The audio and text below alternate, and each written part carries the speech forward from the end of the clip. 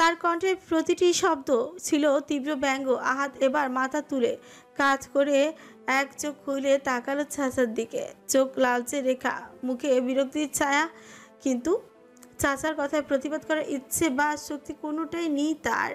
আশফাক মীর তখন এবার খিকিয়ে উঠল, দেবদাস হয়ে পড়ে থাকবি নাকি যাবি? ভাইজান অলরেডি কয়েকবার কল দিচ্ছে। এমন একটা দিনও তুই নেশা করে বসে আছিস। আহাত এবার তড়া করে উঠে বসলো, মাথা ঝাঁকিয়ে নিয়ে চারিদিকে চোখ বুলিয়ে নিজের অবস্থান বোঝার চেষ্টা করলো। তখনই মনে পড়লো গতকাল রাতের ঘটনা। রিধির সাথে দেখা হওয়ার পর নিজেকে সামলাতে না পেরে একরকম পালিয়ে এসেছে তার প্রেয়সী। সেই ভঙ্গুর মুখ দেখে নিজের বুকে একটা চাপা যন্ত্রণা হচ্ছিল।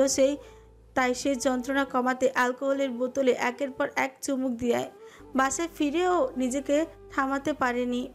মাত্রা হারিয়ে সবকিছু এলোমেলো করে দিয়েছে তার প্রভাব। এখনও তার মাথাটা ছিমছিম করছে। আশফাক মীর তাড়া দিতেই আহাত কোনো রকম নিজেকে সামলে উপরে চলে যায়। কিছুক্ষণের মধ্যেই তৈরি হয়ে আবারও নিচে নেমে আসে।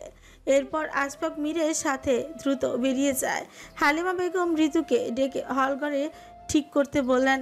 তার মনটা ভারী হয়ে আছে। একটা দীর্ঘশ্বাস ফেলে রান্নাঘরের দিকে পা বাড়ালেন। এমন একটা সময় বাইরে থেকে আদনানকে আসতে দেখে একটু অবাকই হয়ে যান। আদনান ধীরে ধীরে উপরে যেতে যাচ্ছিল, তখনই তিনি বিস্মিত হয়ে স্বরে পিছু ডাকলেন, আদনান, কোথায় গেছিলে তুমি? আদনানের পা থেমে যায়। ধীরে ঘুরে তাকা হালিমা বেগমের দিকে, আর চোখে একবার অনুশোচনার, মুখে ক্লান্ত বিষণ্ণতা। হালিমা বেগম তাকে চুপ থাকতে দেখে আবারও প্রশ্ন করলেন, আদনান, তোমাকে এমন লাগছে কেন? কি হয়েছে? কোথায় ছিলে তুমি? একটা ভারী নিঃশ্বাস ছাড়লো আদনান। অতঃপর এক কদম এগিয়ে এসে নিচু স্বরে বলল, হাসপাতালে রিদি অসুস্থ হয়ে পড়েছিল। হালিমা বেগম এ কথা শুনে চমকে উঠলেন। উৎকণ্ঠা গলায় জানতে চাইলেন, হাসপাতালে? কি হয়েছে রিদির? অ্যাপিলেপসি অ্যাটাক হয়েছিল, তবে চিন্তার কোনো কারণ নেই। এখন ঠিক আছে, বাসায় আছে। কথা শেষ করে দ্রুত উপরে উঠে গেল। হালিমা বেগম যতটা উতলা হয়েছিল রিদির ঠিক আছে শুনে একটু স্বস্তি পেল। তবে আদনানের চোখের ভাষা বুঝতে পারল না, শুধু তাকিয়ে রইলেন তার পেছনে। রিদিতা বসে আছে নিজের রুমের জানালা গ্রিলে মাথা ঠেকিয়ে, এক হাতে গালে ভর করে, অন্য হাতটা ঢিলে ঢালা ভঙ্গিতে নিচে ঝুলে আছে। চোখের দৃষ্টি স্থির, অথচ শূন্য। গোটা জগৎটা তার কাছে বিষাদময় লাগছে। আশেপাশে কাউকে সহ্য হচ্ছে না তার। রাইসা কয়েকবার এসে দেখে গেছে, কিন্তু রিধির যেন চোখের পলকও পড়ল না। চেতনা ফেরার পর থেকে ঈশানীর সাথে একটা কথাও বলল না। সবার সব কথার জবাবে হু হাতে দিলেও ঈশানীর কোনো কথার জবাব দিল না। ঈশানী প্রতিবার ব্যর্থ হয়েছে। শেষবার তো তার মুখের উপর দরজা বন্ধ করে দিয়েছে, এখন আবার দরজায় কড়া পড়তে রিধি বিরক্ত হয়ে খানিকটা চোখ মুখ কুচকে তাকালেও দরজার দিকে মনে মনে ভাবলাম, নিশ্চয়ই ঈশানী আবার এসেছে। আবারও ঠিক, কিন্তু জোরে কড়াঘাতে রিধি উঠে দাঁড়িয়ে দরজা খুলে ঝাঁজ মেশানো গলায় বলে উঠল, কি সমস্যা? আমি তো বলেছি ভালো লাগছে না। কথা সম্পূর্ণ করার আগেই থেমে গেল। দরজায় দাঁড়িয়ে আছে ইব্রাহিম। তাকে দেখে রিধির মুখের অভিব্যক্তি বদলে গেল তৎক্ষণাৎ। ধীর পায়ে ধীরে ধীরে বিছানায় গিয়ে কোনায় বসলো, দুহাত জড়ো করে রাখলো কোলের মধ্যে। ইব্রাহিম এক মুহূর্ত তাকিয়ে থেকে এসে বোনের পাশে বসলো। এভাবে নীরবে কেচে গেল কয়েক সেকেন্ড। এবার ইব্রাহিম বোনের দিকে তাকিয়ে স্নেহময় কণ্ঠে বলল, আজকে উপলব্ধি করতে পারলাম আমার ছোট বোনটা সত্যিই বড় হয়ে গেছে, কথা লুকাতে শিখে গেছে, আবদার করা ভুলে গেছে। রীতি কোনো কথা বলল না। চোখের দৃষ্টি তখনও নিচের দিকে, কিন্তু চোখের কোণে অজানা এক ঝলক। শুধু চুপচাপ শুনতে লাগলো তার কণ্ঠরা ধীরে ধীরে ভারী হয়ে এলো। একটু নীরব থেকে জিজ্ঞেস করলো, রিধি, আমি জানি না তোর কি হয়েছে, কেন তোকে আবারও সেই যন্ত্রণা সহ্য করতে হয়েছে। আমি শুধু এইটুকু বলতে চাই, তোর কিছু বলার থাকলে, চাওয়ার থাকলে নির্দ্বিধায় বল। আমি আমার সবটুকু দিয়ে চেষ্টা করব তোর ইচ্ছা পূরণ করার, ঠিক আগের মতো। শরীর হালকা কম্পিত হলো। এক চিন্তা নিয়ে উষ্ঠজোড়া চেপে রাখলো, যেন ভেতরের কান্নাটা আটকে রাখতে চায়। মনে মনে বিড়বিড় করে করলো, ইব্রাহিম, আমি কি আবদার করব? আবদার করে যাকে চাইবো সেই তো আমাকে ফেলে চলে গেছে, তাহলে কাকে চাইবো? বুঝতে পারলো বোনের ভেতরটা টানা পড়েন। সে ধীরে ধীরে হৃদির কাঁধে হাত রাখলো, মৃদু কণ্ঠে বলল, কি হলো, শরীর খারাপ লাগছে? হৃদির হাতের উল্টো পিঠ দিয়ে চোখ মুছে মাথা নাড়ালো। কিছু না, আমি ঠিক আছি ভাইয়া। আমাকে নিয়ে শুধু শুধু চিন্তা করার দরকার নেই। ঠিক আছে, তুই রেস্ট কর, কিছু লাগলে বলিস। চোখের ইশারা করতে ইব্রাহিম রুম থেকে বেরিয়ে যায়। হৃদি বুকের ভেতর আবারও সেই অস্বস্তিকর ব্যথা জেগে উঠছে। হৃদি বিছানা থেকে নেমে মেঝেতে বসে পড়ল, চিবুক ঠেকায় বেডের কর্নারের সাথে। সেখান থেকে ফোনটা হাতে নিয়ে আদের ছবিটা বের করে স্থির নয়নে তাকিয়ে রইল। এই মানুষটার জন্য এত এত ভালোবাসা তার বুকে কখন কবে বাসা বাঁধলো?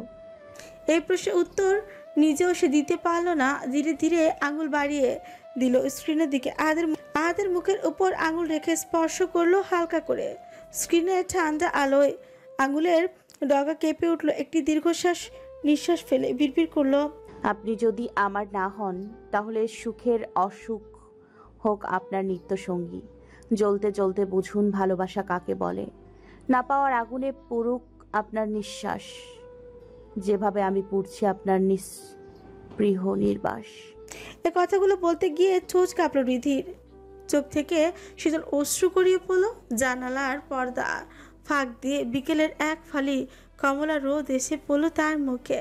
হাত বাড়িয়ে সে আলোটুকু ছুঁয়ে দিতে চাইল, কিন্তু স্পর্শ করতে পারল না। অবচেতন ভাবে ছোটের কোণে একটা শুকনো হাসি ফুটল। রাত তখন প্রায় 10টা। মির হাউসে একরকম থমথমে নীরবতা। সময়টাও যেন দাঁড়িয়ে গেছে। ঝাড়বাতি নিচে এক অজানা উত্তাপ ছড়িয়ে আছে। চড়া মার্বেলের মেঝেতে আফরোজা শেখ থম মেরে বসে আছেন নিজের নির্দিষ্ট চেয়ারে, চোখ মুখে ক্ষোভের আগুন। তার পাশে হালিমা বেগম দাঁড়িয়ে আছে অজানা আশঙ্কা নিয়ে। আদনান সামনের চেয়ারে বসে আছে, সিদ্ধার সোজা করে, তার ঠোঁটে অনুসিদ্ধান্ত। সে হৃদিকে বিয়ে করবে না। আর এই কথাটা আফরোজা শেখের উপর বাজের মতো প্রভাব ফেলেছে। ক্রোধের সমস্ত শরীর শক্ত হয়ে গেছে। ধরতে ধর চেপে গচে উঠলেন, এসব কি ধরনের কথা বলছো আদনান? আগামীকাল বিয়ে আর আজ বলছো তুমি বিয়ে করবে না? এটা কি পুতুল খেলা পেয়েছো? আদনান ফুস করে নিঃশ্বাস ছেড়ে বলা। সরি ছোট আম্মা, কিন্তু আমি এই বিয়েটা করতে পারবো না। আফরোজা শেখ চেয়ার থেকে সামান্য ঝুঁকে পড়লেন। কেন কেন করতে পারবে না? কারণ জানতে চাই আমি। ভনিতা না করে সরাসরি উত্তর দাও। আদনান এক মুহূর্ত দ্বিধায় পড়ে শার্টের কলারটা ঠিক করে একটু নড়ে চড়ে বসলো। এক ঝলক আহিয়ার দিকে তাকে আবারও দৃষ্টি সরল আফরোজা শেখের মুখে। জিভ দিয়ে ঠোঁট ভিজিয়ে নিয়ে কিছু একটা বলতে উদ্যত হতেও, তবে তার আগেই ঝড়ের বেগে আহাত এসে আদনানকে ছো মেরে বসা থেকে টেনে তোলে। কোনো অগ্রিম বার্তা ছাড়াই আদনানের মুখে একের পর এক ঘুষি বসিয়ে দেয়। তার হিংস্র মুখে তখন আগুন জ্বলছে, চোখে হিংস্র উন্মাদনা। আজকে নির্বাচনে জয় পেয়েছে তাদের দল। বিজয়ী হওয়ার পর সংসদ থেকে বের হতেই শাহিন খবর দিল হৃদির ব্যাপারে। সাথে সাথে আদের শরীরে ক্রোধে ঝলকানি দিয়ে উঠল। সব কিছু পেছনে ফেলে দিয়ে ছুটতে আসে, আর এসেই এই বিস্ফোরণ। আদনানের উপর ঝাঁপিয়ে পড়ে মুহূর্তে। আহাদের হঠাৎ এমন কাণ্ডে উপস্থিত সবাই আশ্চর্য হয়ে যায়। আহাদ এবার সিংহের মতো গর্জন করে উঠল, তোর সাহস হলো কি করে? হ্যাঁ, সাহস হলো কি করে আহাদ রাজার থেকে তার প্রেয়সীকে ছিনিয়ে নেওয়ার? এই বলে আরো একটা ঘুষি বসিয়ে দেয়। আদনান টাল খেয়ে মেঝেতে পড়তে নিতেই নিজেকে সামলালো। প্রচন্ড রাগে বুক ওঠানামা করছে তার। আর আবার আদনানের কলার টেনে ধরে তাতে ধর চেপে গর্জে উঠল, তোর জন্য, শুধুমাত্র তোর জন্য আজকে হৃদির এই অবস্থা। মেরে ফেলবো তোকে আমি। আফরোজা শেখ এগিয়ে ছাড়ানোর চেষ্টা করেন, তবে ব্যর্থ হয়ে একরকম ধমকে উঠলেন, আহাত ছাড়ো ওকে। কি করছো? ছাড়ো বলছি।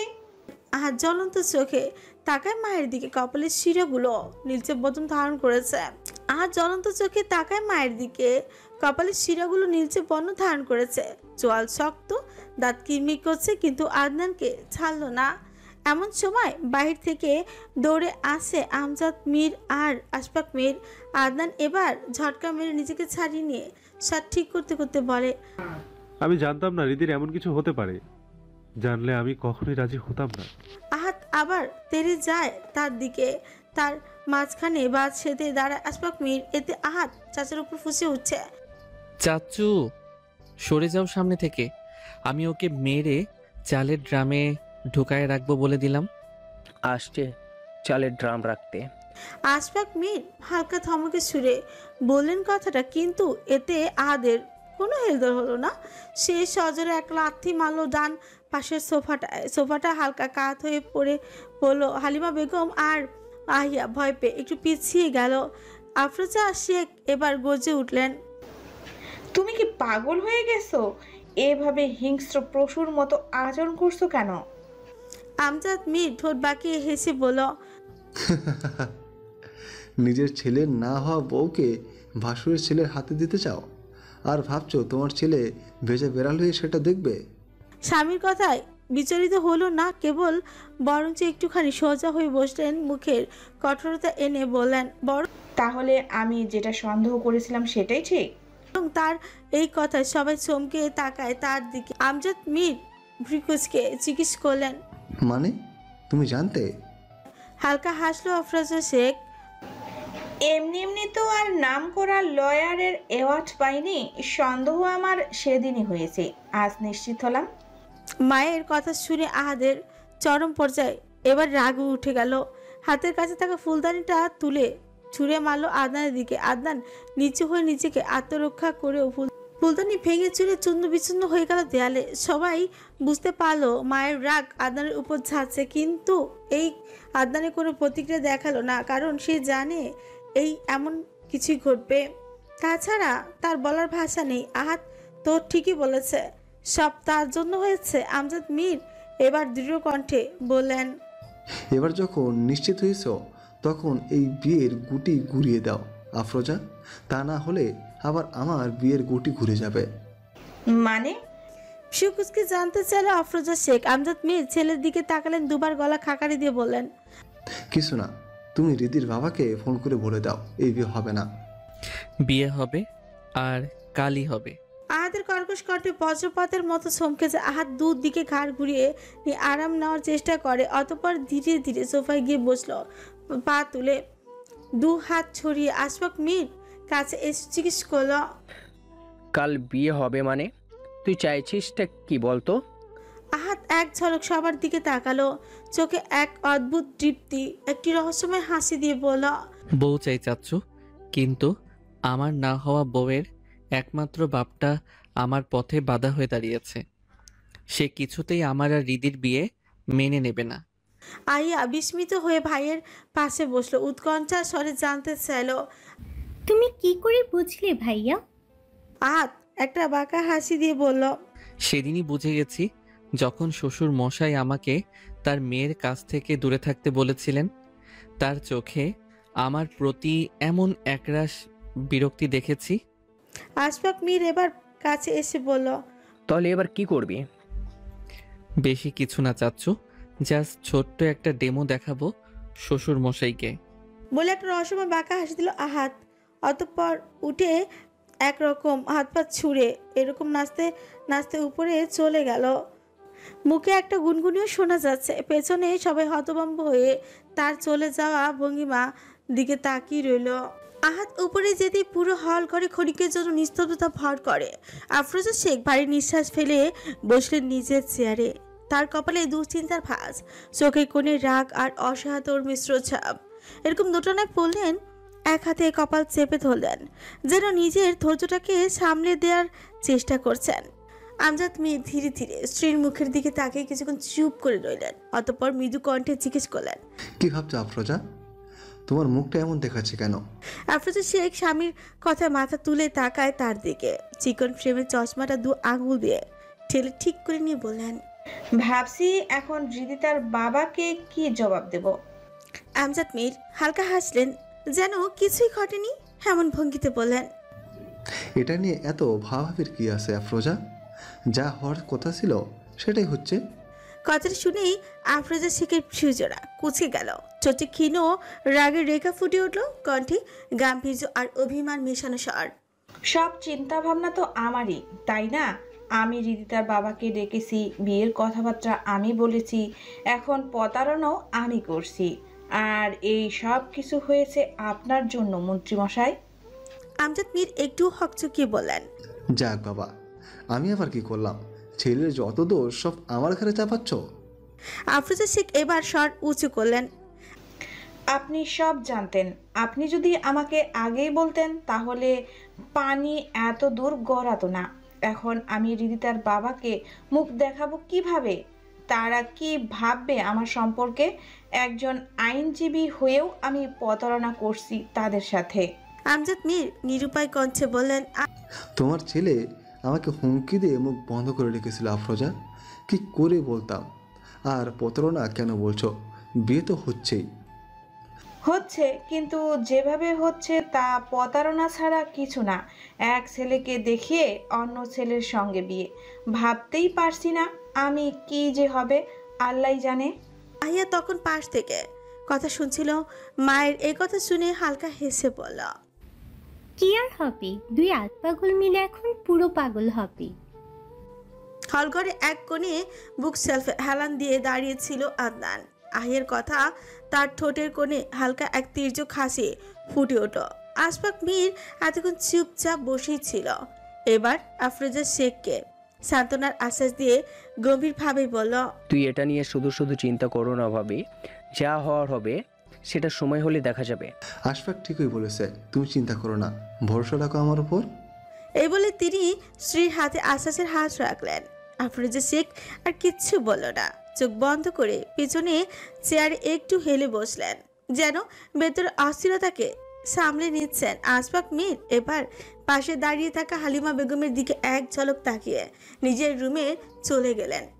2 মিনিটও যায়নি, ঘর থেকে চিৎকার ভেসে এলো, হালিমা, হালিমা একটু আসো তো।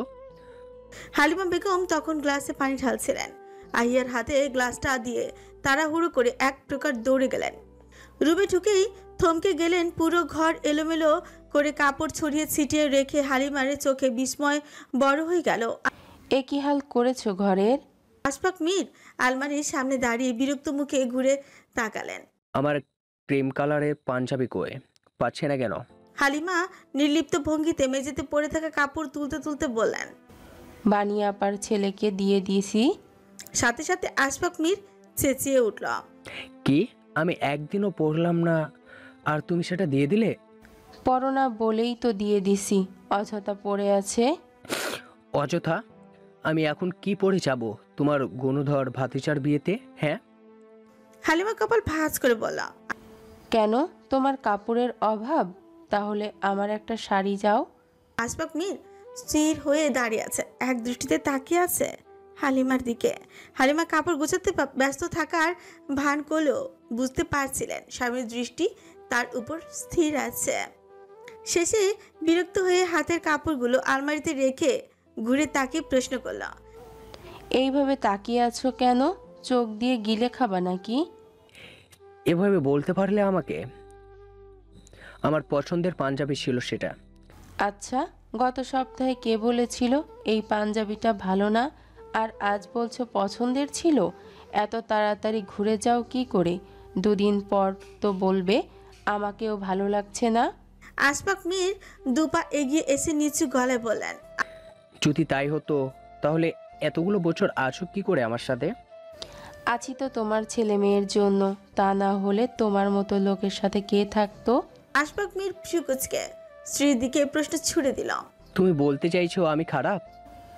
বলতে চাইছি না, বলছি। আশফাক মীর মাথা নেড়ে এক নিঃশ্বাস ফেলে বললেন, শুনেছি ভালোবেসে বিয়ে করলে নাকি অনেক সুযোগ সুবিধা আছে।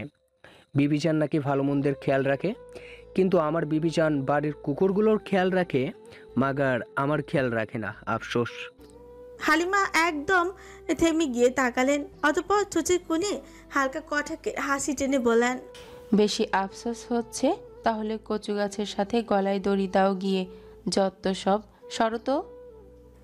এই বলে হালিমা বেগম তার বুকে হাত রেখে ঠেলে সরিয়ে দিলেন আর রুম থেকে বেরিয়ে গেলেন। আশফাক মীর থেমে দাঁড়িয়ে কিছুক্ষণ তাকিয়ে রইলেন দরজার দিকে, অতঃপর ধীরে ধীরে বিছানায় বসে পড়লেন। মুখে অদ্ভুত হালকা হাসি ফুটে উঠল। রাখি বউটা যেমন ভয়ঙ্কর তেমনি সুন্দর হয়ে যায়। আরে আগের মতো শুধু আলিঙ্গটা করতে পারলাম না। বেলা তখন অনেকটাই গড়িয়ে গেছে, সূর্যটা আকাশের মাঝ বরাবর। আজকের সূর্যের তাপটা একটু কম, কিন্তু উজ্জ্বলতা যেন আগের দিনের তুলনায় চেপজা। জানালা দিয়ে আসা সেই আলোর ঘরের ধুলোবালির সাথে মিশে এক ধরনের হলদেটে আভা তৈরি করেছে, কিন্তু সেই উষ্ণতার ভেতরেও কোথাও একটা অস্বস্তি জমে আছে। রিধিতা বিছানায় শক্ত হয়ে বসে আছে, হাঁটু জড়িয়ে। তার চুলগুলো এলোমেলো হয়ে পড়ে আছে পিঠ জুড়ে। তার মুখে কোনো রং নেই, শুধু ক্লান্তির এক ধূসর ছায়া। ছোট সিদ্ধান্ত, সে কিছুতেই হলুদ মাখবে না। ফরিদা বেগম সেই সকাল থেকে বোঝানোর চেষ্টা করছেন, কিন্তু কোনো কিছুতেই কাজ হলো না। আর ঈশানীর সাথে তো কথাই বলছে না, তাই শেষমেশ বোঝানোর দায়িত্ব পড়লো আনিকার উপর। ঈশানীর সাথে কথা বলে না বলেই ঈশানী আনিকাকে খবর পাঠিয়েছে। তাছাড়া আনিকা যেহেতু রীতির বন্ধু, তো তার বিয়েতে তো থাকবেই। নীলাকেও বলা হয়েছে, তবে নীলা এলো না। আনিকা হৃদির সামনে বসে আছে, অনেকক্ষণ ধরে চেষ্টা করছে বোঝাতে। রীতি, সময় নেই আর, এবার তো একটু আন্টির কথাটা শোন। হৃদি চুপ করে বসেছিল এতক্ষণ, কিন্তু এবার মুখ তুলে তাকালো। চোখে যেন রক্ত উঠে এসেছে, চোখ শক্ত হয়ে আছে, কণ্ঠচোখ কেঁপে উঠল। আনিকা, আমার সামনে থেকে যা বলতেছি। তোদের কাউকে আমার সহ্য হচ্ছে না, তোরা সবাই একরকম স্বার্থপর কোথাকার। আনিকা হতভম্ব হয়ে বলল, আরে আমি কি করলাম? সবকিছু জেনে বুঝে এখনো বলছিস আমাকে আদনানের জন্য হলুদ লাগাতে? আনিকা কিছু একটা বলতে চাপে, এমন সময় আবার ফরিদা বেগম একটা বাটিতে করে হলুদ নিয়ে রুমে ঢুকলেন। আঙুল দিয়ে একটু হলুদ তুলে হাত বাড়িয়ে দিয়ে বললেন, আচ্ছা ঠিক আছে, তোর শাড়ি টাড়ি পরে রেডি হওয়া লাগবে না, শুধু গালে একটু হলুদ ছোঁয়া দেই, তাতেই হবে।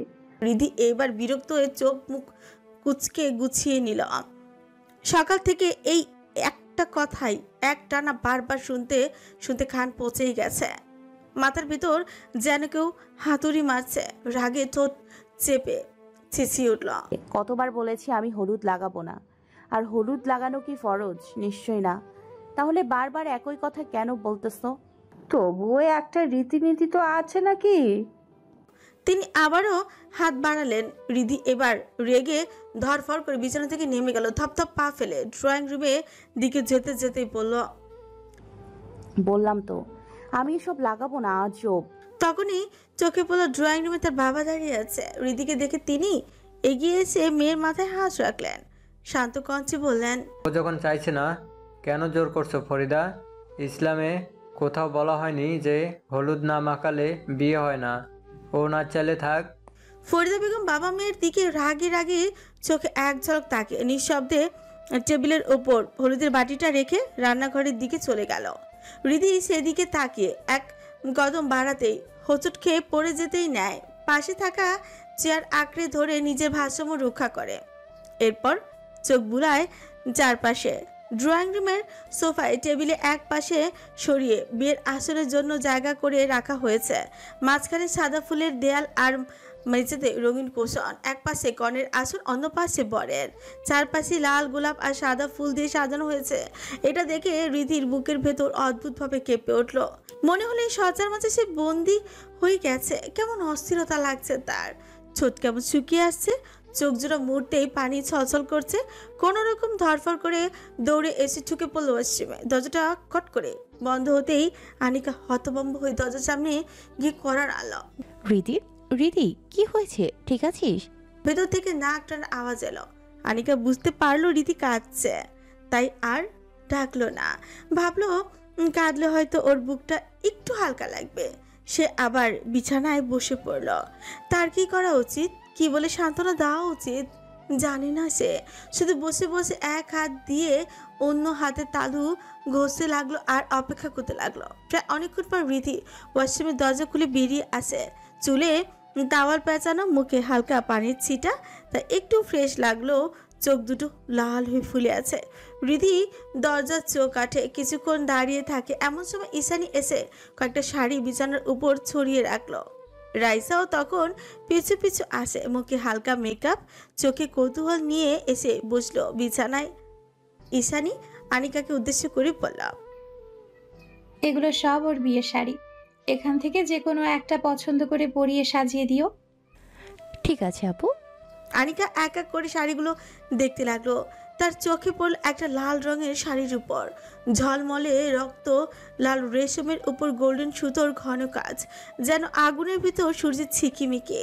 আনিকা সেটা তুলে নিয়ে হৃদির গায়ে কেমন লাগবে ভাবছে। ঠিক তখনই রাইসা একটা অফ হোয়াইট আর গোল্ডেনের ভেতর ছোট ছোট পাথর জোড়া শাড়িটা তুলে ধরল। আনিকা আপু, এটা পরাও না, এটা খুব সুন্দর, একদম হৃদি আপুর মতো। আনিকা মাথা নেড়ে বলল, রাইসা, বিয়েতে সবাই লাল শাড়ি পরে, লাল শাড়িতেই কনে বেশি সুন্দর লাগে। রাইসা ঠোঁট উল্টে বলল, আজকাল আর কেউ লাল শাড়ি পরে না আপু, সব সেলিব্রিটিরা এখন off white pastel aesthetic colour পরে, এই লালটা পুরনো হয়ে গেছে। আনিকা আর যুক্তি খুঁজে পেল না। আসলে আজকাল পেতে সাদা, ক্রিম, হালকা গোলাপি এইসব রঙই বেশি চলে, ঐতিহাসিক লালটা তেমন এখন দেখা যায় না। তাই রাইসার দেয়া শাড়িটাই তুলে নেয়। তখনই রিধি হঠাৎ আনিকার বাছাই করা লাল ঝলমল শাড়িটা তুলে গলা কাঁপিয়ে বলল, এটা পরিয়ে দে। রাইসার আনিকা দুজনই হতবাক হয়ে একে অপরের দিকে তাকালো।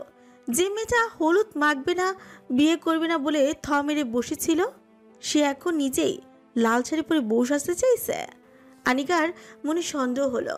তাদের এভাবে তাকিয়ে থাকতে দেখে রিধি এবার একটু ধমকে সুরে বলল, এভাবে তাকিয়ে আছিস কেন? বললাম তো এটা পরিয়ে দিতে। এরপর রাইসা আর আনিকা দীর্ঘ সময় নিয়ে রিধিকে সাজাতে শুরু করলো। চুলগুলো আলতো করে খুলে দিল, গলায় পাতলা সোনার হার, কপালে ছোট টিকলি, ঠোঁটে হালকা রং, মুখটা অদ্ভুত শান্ত।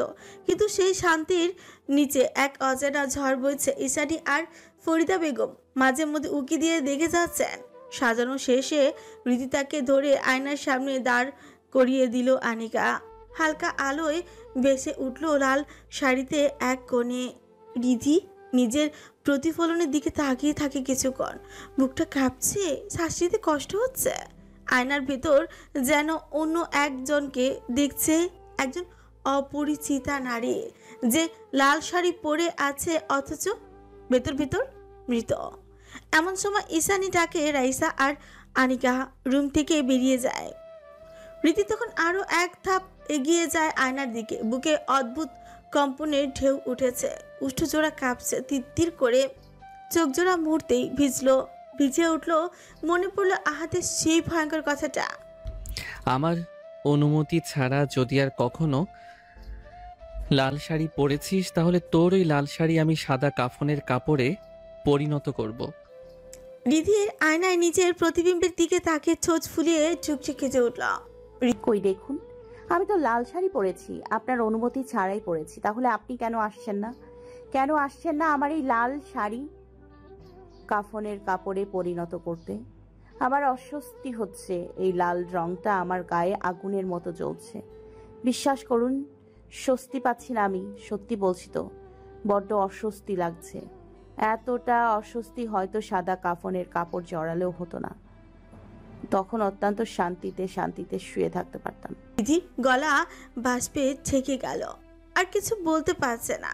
ধীরে ধীরে পিছিয়ে এসে বিছানার পাশে মেঝেতে বসে পড়ল। হাঁটু জড়িয়ে বুকে টেনে রাখলো, সেটা কাঁপছে অনবরত। নাক টেনে টেনে বারবার হাতের পিছে মুছে নিচ্ছে। ঠিক তখনই আবারও দরজার হালকা ঠেলে ভেতরে ঢুকলো আনিকা। রীতিকে মেঝেতে বসে থাকতে দেখে বুকের ভেতরটা মজুদ দিয়ে উঠল। দৌড়ে এসে পাশে বসলো, তার দুই হাত দিয়ে চিবুক তুলে বলল, কি হাল করেছিস নিজের, কত কষ্ট করে সাজিয়ে দিলাম, একটু আগেই কত সুন্দর লাগছিল তোকে, এরই মধ্যে এলোমেলো করে ফেলেছিস। কান্নার ভেতর হালকা শব্দ করে পাগলের মতো হেসে ফেল রীতি। কণ্ঠ খাদে নামিয়ে বলল, আমার ভেতরটা যে এলোমেলো হয়ে আছে, এটা তো দেখলি না, শুধু সাজটাই দেখলি। আনিকা তখন রিধির মাথার ওড়নাটা ঠিক করছিল। এই কথা শুনে তার হাত থেমে গেল। রিধির দিকে তাকিয়ে তার ভীষণ কষ্ট হলো। সে বুঝতে পারছে রিধির ভেতরে কেমন টানাপোড়েন চলছে, কিন্তু কিছু করতে পারলো না। নিজেকে অপরাধী মনে হলো। নিচু কণ্ঠে বলল, আমি জানি রিধি তুই কতটা কষ্ট পাচ্ছিস, এটাও জানি তুই আহাত রাজাকে কতটা ভালোবাসিস, তবে এটা বুঝতে পারছি না তুই বিয়েতে রাজি হলি কেন। তোর আব্বুকে তো সবটা বলতে পারতি। কি বলতাম? আহাদ রাজাকে ভালোবাসি। 1 সেকেন্ড চুপ থেকে বেজু মাখা হাসি দিয়ে বলা, যাকে ভালোবাসি সেই তো আমায় ভালোবাসে না, তাহলে কার উপর ভরসা করে বলতাম?